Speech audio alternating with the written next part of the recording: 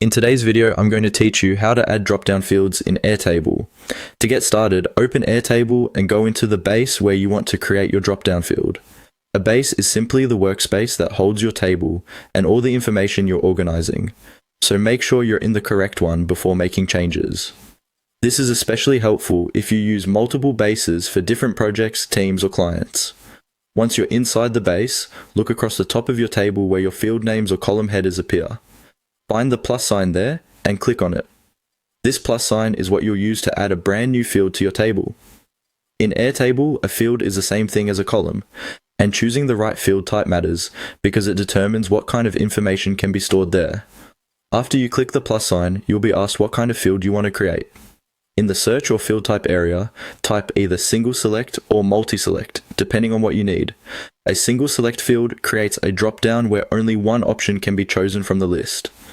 A multi-select field also creates a drop-down, but it allows you to choose more than one option for the same record. This is useful when an item belongs in multiple categories or needs several tags. Once you've selected the field type you want, confirm the setup and let Airtable create the new field. You should now see the new column appear in your table. At this point, click on the cell directly below that new field. This is where you'll begin adding or selecting drop-down options. When you click into the cell, follow the on-screen prompts. Airtable will guide you through creating the choices for your drop-down field. Typically, you'll be able to type in the options you want, and Airtable may suggest creating them as you go. Take your time here, and make sure your option names are clear and consistent, since that will make your base easier to sort, filter, and manage later.